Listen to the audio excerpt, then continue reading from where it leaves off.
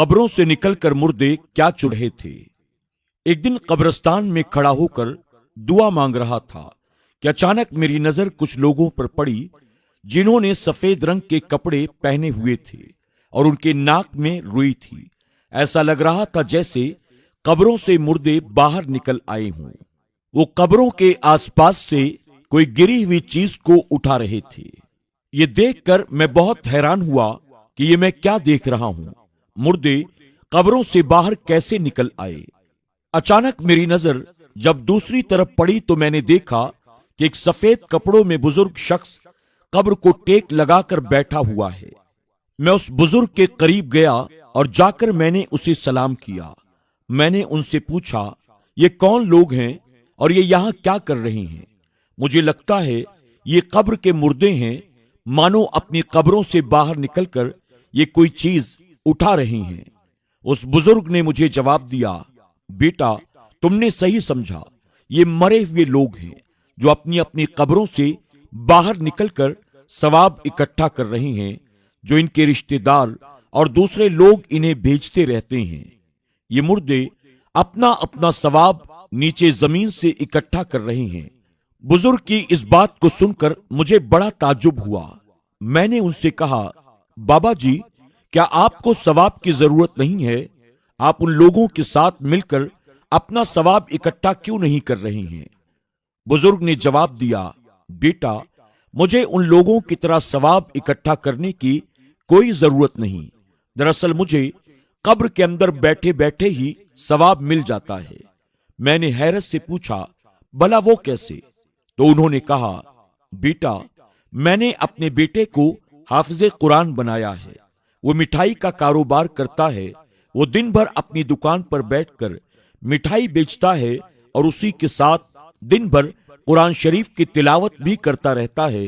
वो सारा दिन जितना भी कुरान करीम पढ़ता है उसका सवाब मुझे बख्श देता है। तो इस तरह मुझे कब्र के अंदर बैठे बैठे सवाब मिल जाता है। इन लोगों की तरह कब्र से बाहर निकलकर मुझे सवाब इकट्ठा करने की जरूरत नहीं पड़ती। बाबा जी की जबान से ये सुनकर मैंने हैरत से पूछा, बाबा जी आपके बेटे का नाम क्या है? वो कहाँ रहता है?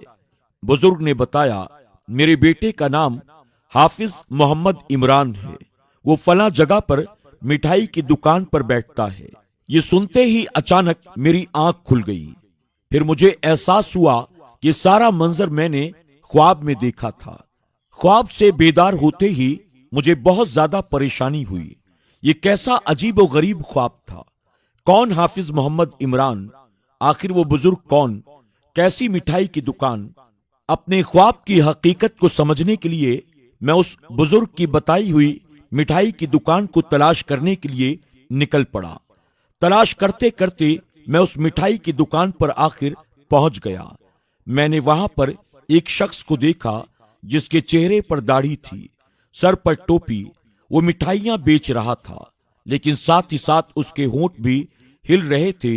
ऐसा महसूस हो रहा था कि जैसे वो कुछ पढ़ रहा हो।